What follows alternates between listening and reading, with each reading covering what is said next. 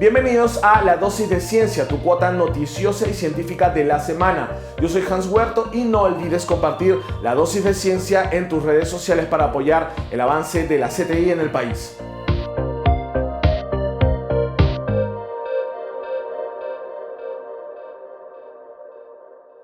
Y bien, esta semana comenzaremos con una noticia sobre el potencial de la ayahuasca para regenerar neuronas.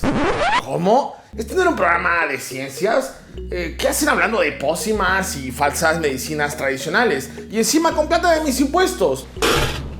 Calma. La preparación y el consumo tradicional de la ayahuasca no son solo patrimonio cultural de la nación desde el año 2012, sino que además ha sido objeto desde hace muchos años de una serie de estudios científicos para probar su potencial terapéutico sobre la psique humana.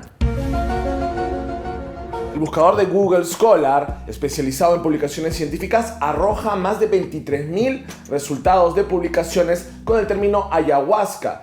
De hecho, el Concitec financió el año pasado un proyecto de investigación básica avanzada titulado Evaluación in vivo e in silico del efecto neuroprotector de los compuestos bioactivos presentes en la bebida mística de la ayahuasca, en el marco del tratamiento del mal de Alzheimer, conducido por el investigador Jaime Cárdenas García de la Universidad Católica Santa María en Arequipa. Y es que quizás esta sea la rama más interesante de los estudios sobre la ayahuasca, ya que los alcaloides presentes en este brebaje tienen propiedades que podrían tratar casos de graves adicciones de diversa índole o incluso depresiones, así como males neurodegenerativos como el Parkinson y el Alzheimer. Precisamente en este extremo presentamos hoy un reciente estudio de la Universidad Complutense de Madrid, España, publicado en la última edición de la revista Translational Psychiatry. La N,N-dimetiltriptamina, DMT, es un componente de la ayahuasca y también es una droga recreativa de amplio uso en los psicodélicos años 60. Algo así como un viaje ácido express, porque duraba muy poco el efecto de este fármaco. Y este reciente estudio ha comprobado in vitro e in vivo, en ratones, su potencial efecto en la regeneración de neuronas. Neuronas de la parte del cerebro conocida como hipocampo, una región de alta importancia en el aprendizaje y la memoria. De hecho, los ratones tratados con DMT proveniente de la ayahuasca y que regeneraron neuronas se desempeñaron mejor que otros en pruebas de memoria, lo que sugiere una relevancia funcional para las nuevas neuronas que regenera el ayahuasca. Para saber más sobre este estudio, hablamos con el autor José Ángel Morales Moreno, quien ha firmado más de 40 investigaciones relacionadas con los potenciales efectos terapéuticos del ayahuasca. Adelante. Unas investigaciones que hemos realizado en animales de experimentación. En humanos todavía no sabemos cómo funciona. En el caso de, por ejemplo, el Parkinson y Alzheimer, se mueren un determinado tipo de neuronas.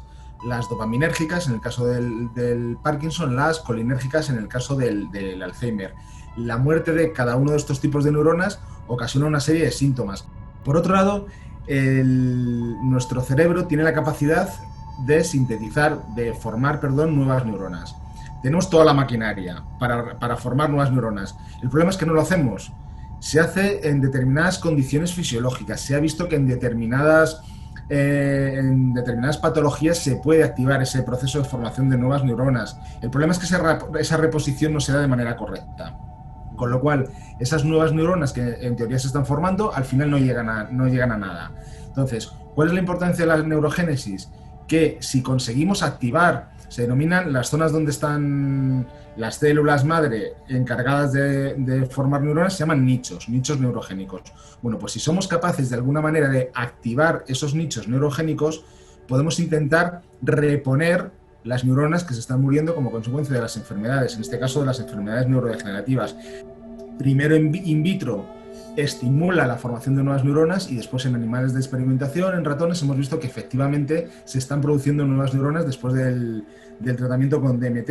Pero es que además tiene que haber una correlación fisiológica, es decir, no solamente es producir neuronas, sino que esas neuronas realmente valgan para algo. Entonces, eso, por ejemplo, lo comprobamos con los estudios de comportamiento, en los que sometemos a los animales a distintas pruebas, sobre todo pruebas de memoria, y evaluamos si el tratamiento con DMT mejora esas capacidades cognitivas, que nosotros hemos visto que sí. por consumidores de ayahuasca en la Amazonía, que tenía ciertas propiedades terapéuticas. Mucha gente en los estudios que se han realizado pues dicen que les ha servido para la superación, por ejemplo, de adicciones, para superar traumas, etc. Uno de los usos terapéuticos que se estaban investigando era la depresión. Parece ser que el consumo de ayahuasca sí que está implicado en ese proceso de superar la depresión. Y el consumo, por ejemplo, de fármacos antidepresivos también está muy ligado a la estimulación de la neurogénesis. Entonces, por ahí empezamos a ver que si con ayahuasca se conseguía un efecto terapéutico antidepresivo, pues posiblemente pudiera estar actuando también sobre la neurogénesis, y a partir de ahí empezamos a utilizar ayahuasca. De hecho lo utilizamos bastante en nuestras investigaciones a diario. Aún nos queda un poquito más, que es sobre todo, ya lo que es muy importante, es estudiar las vías de señalización. ¿Esto qué quiere decir? Que tenemos que ver perfectamente qué está activando o qué está inhibiendo la dimetiltriptamina, porque claro, podemos tener un efecto beneficioso por un lado potenciando la neurogénesis, pero por otro lado puede estar alterando alguna ruta en el organismo que pueda ser perjudicial. Eso es lo que fundamentalmente estamos desarrollando, aparte de ver su implicación en otro tipo de patologías también. De ahí a, pues bueno, cuando sepamos bien las rutas de señalización, lo ideal sería saltar al caso del humano. Los usuales incendios forestales en California, que continúan esta semana ya desde junio, este año han alcanzado nuevos récords de destrucción. Desde enero, más de 8.000 fuegos han arrasado 1.7 millones de hectáreas de tierra, casi el 4% del territorio del estado de California, un hábitat natural de miles de especies animales y hogar de bastantes miles de ciudadanos. Tan solo el año pasado, en el mismo periodo, apenas se quemó menos del 4% de lo que va en el periodo del año 2020, lo que convierte a esa temporada de incendios forestales en una de las más graves registradas en la historia moderna. Por otro lado, llegan noticias de un reciente estudio del Instituto Nacional de Investigaciones Especiales, INPE, del Brasil, que revela que más de 7.000 kilómetros cuadrados fueron deforestados en la Amazonía brasileña entre enero y septiembre de este año, pese al COVID, pese a la pandemia, y aunque se trata de un número 10% menor que el registrado en el año 2019, lo cierto es que ello se traduce en algo más de 1 kilómetro cuadrado por hora. 1 kilómetro cuadrado por hora. O, lo mismo, se pierde selva a un ritmo de 4 canchas de fútbol al día.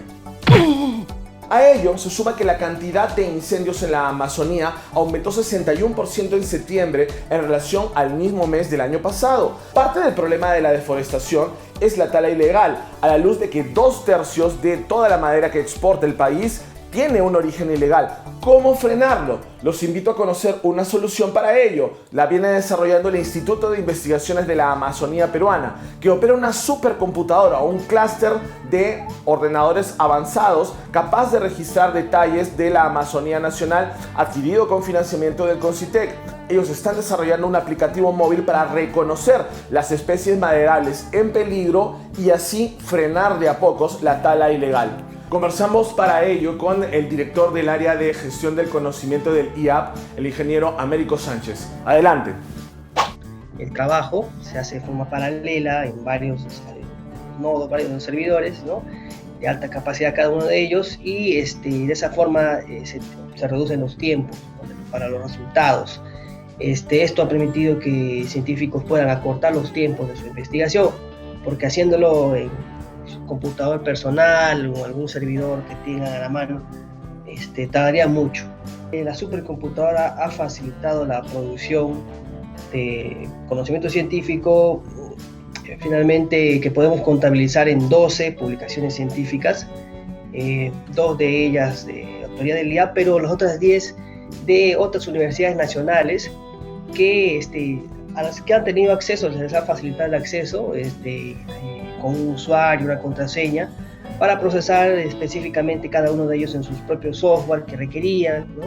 Algunas temáticas que se han procesado son sobre genética, otros temas sobre químicas, temas sobre resolución de problemas complejos, procesamiento de imágenes satelitales y también de imágenes médicas. Tenemos unos trabajos en marcha, por ejemplo, para entrenar una red neuronal para identificar, a través de fotos de las hojas de especies forestales, identificar las especies forestales. Porque sucede que a veces no siempre se tiene al experto a la mano, al experto cerca, para que con precisión identifique una especie. Puede suceder de que por la palabra de algún empírico, ¿no? Indica, bueno, en una concesión forestal, ya, esta es la especie autorizada para talar, talémosla, la talan, y cuando resulta de que ya cuando lo traen a los centros de transformación, ¿no? Se dan los controles de ley y resulta que, no sé, pues la madera resulta siendo ilegal porque hubo un error al identificar la especie. Nosotros estamos construyendo ya para dar a conocer una herramienta de inteligencia artificial que va a permitirle a los que están inmersos en el sector forestal ayudarse con esta aplicación en el celular, tomar la foto y con precisión saber el nombre científico de la especie. La semana pasada, el CONCITEC, con su órgano ejecutor, el FONDECIT, lanzó la segunda convocatoria del concurso Proyectos de Aceleración de la Innovación, con el fin de apoyar la reactivación económica y estimular la productividad de las cadenas de valor desde la innovación y el conocimiento. Se distribuirán $1.35 millones en subvenciones de hasta $27.000 y 2 programas de capacitación orientados hacia la aceleración del despegue comercial de las innovaciones. El financiamiento permitirá contratar a un profesional en comercialización por un periodo de 9 meses, quien contribuirá a la implementación de una estrategia para el incremento de ventas, así como apoyar a la generación de versiones mejoradas del producto en función del contacto y retroalimentación del mercado. Esta convocatoria está destinada para empresas privadas legalmente constituidas en el Perú bajo cualquier tipo societario, con RUC activo y habido como mínimo 2 meses antes de la fecha de cierre de la convocatoria. La convocatoria precisamente estará abierta hasta el martes 3 de noviembre. Para más información, visita la página web del FONDECIT, fondecit.gov.pe. Y esto ha sido todo por hoy en La Dosis de Ciencia. Recuerda compartir La Dosis de Ciencia en tus redes y apoyar así el progreso de la ciencia en nuestro país. Nos vemos.